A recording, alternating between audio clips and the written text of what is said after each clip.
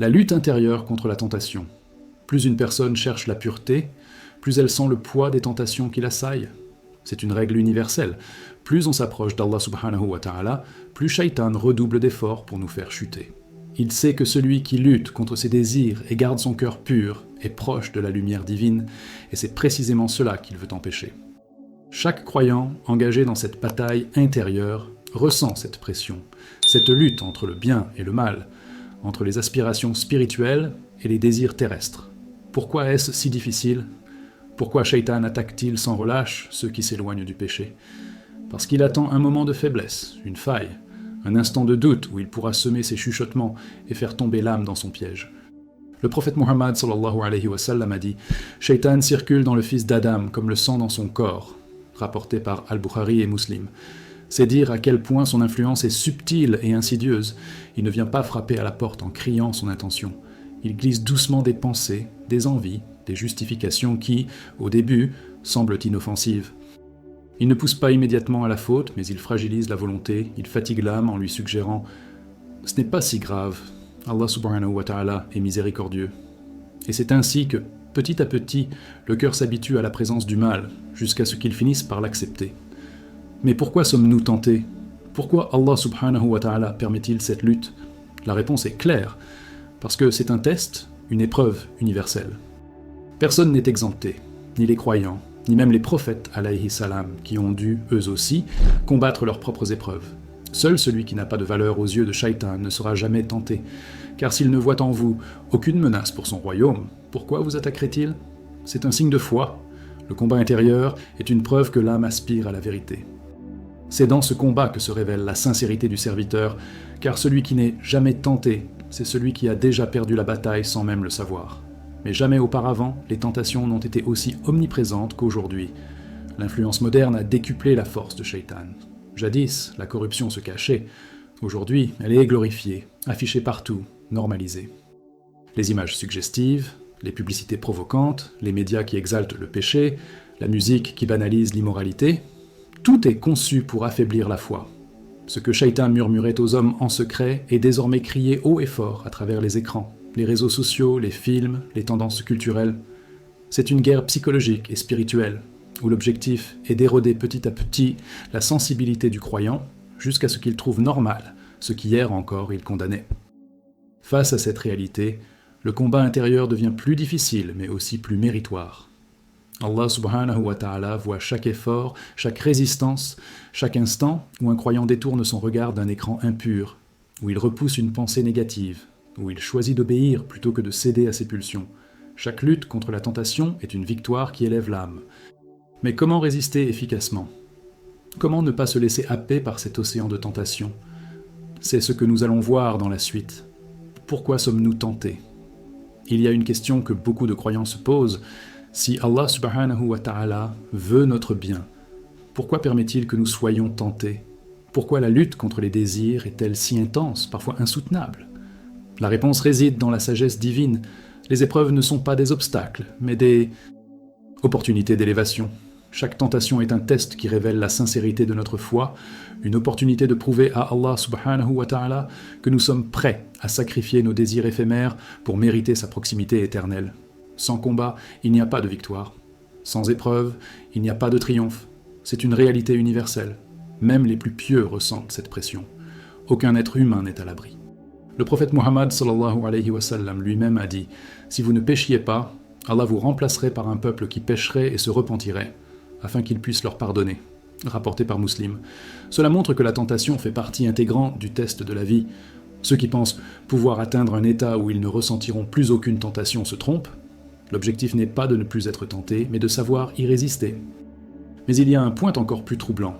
Plus une personne s'efforce de se rapprocher d'Allah subhanahu wa ta'ala, plus Shaitan s'acharne sur elle. Pourquoi ? Parce que celui qui ne représente aucun danger pour lui n'est pas une cible prioritaire. Un homme perdu dans les ténèbres ne nécessite aucun effort de Shaitan. Il est déjà dans son camp. Mais celui qui lutte, qui cherche à purifier son âme, qui s'accroche à la prière malgré ses chutes, celui-là est une menace. Shaitan voit en lui un soldat d'Allah subhanahu wa ta'ala, et il fera tout pour l'abattre. Plus votre foi grandit, plus ses attaques se renforcent.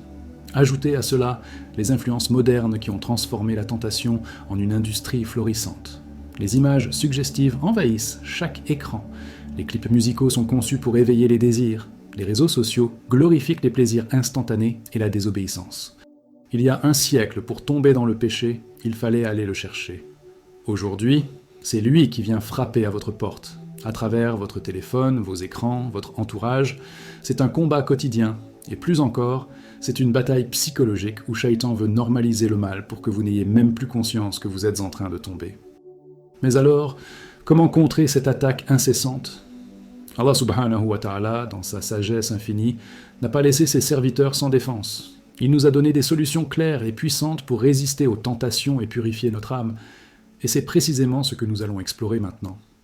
Les solutions pour résister. Résister à la tentation n'est pas une tâche facile, mais Allah subhanahu wa ta'ala nous a donné des outils puissants pour nous en protéger. Chaque croyant dispose des armes spirituelles nécessaires pour repousser les assauts de Shaitan et dominer ses propres désirs. Cependant, ces armes doivent être utilisées avec sincérité, constance et discipline. Car la tentation est comme une vague, elle revient sans cesse, mais celui qui construit une digue solide ne sera pas emporté. La première et la plus efficace des protections est l'invocation constante. Se rappeler d'Allah subhanahu wa ta'ala est la clé pour ne pas tomber.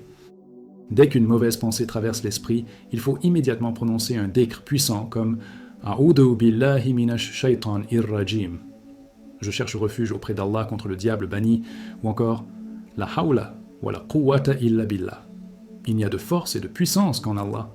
Ces paroles ne sont pas de simples formules, elles sont une barrière spirituelle contre les chuchotements sataniques.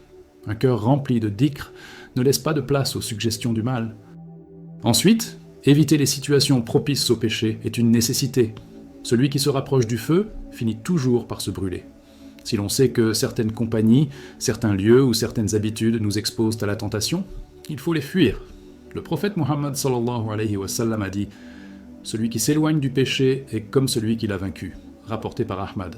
Ne sous-estimez jamais l'impact de votre environnement sur votre foi. Une simple vidéo, une discussion déplacée, une négligence dans la prière, et voilà que Shaitan trouve une ouverture. Faites un tri radical dans votre quotidien. Ce qui vous rapproche d'Allah, gardez-le.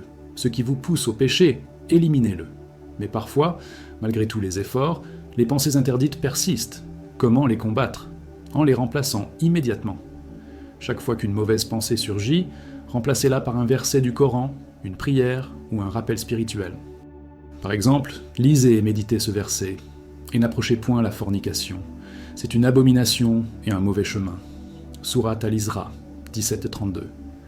Visualisez son sens, imaginez les conséquences du péché, et laissez cette pensée dominer l'autre. Car l'esprit est comme un récipient.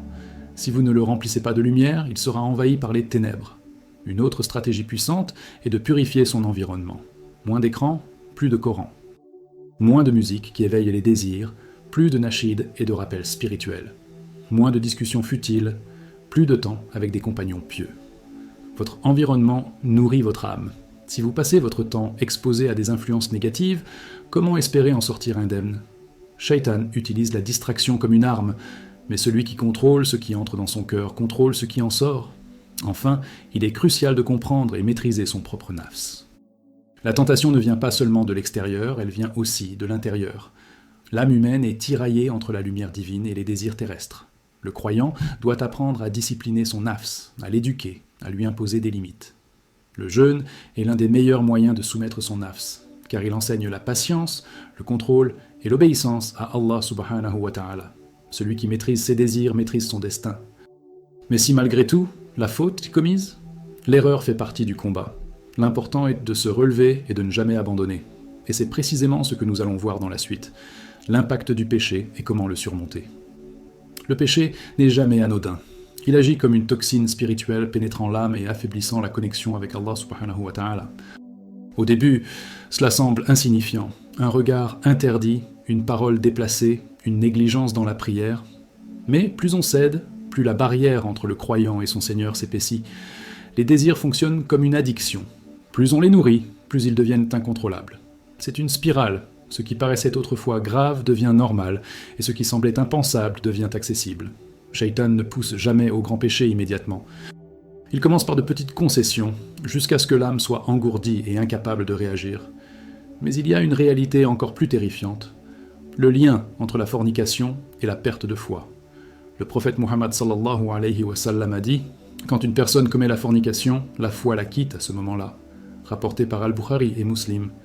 Imaginez cela, au moment où l'acte est commis, la foi s'éloigne du cœur.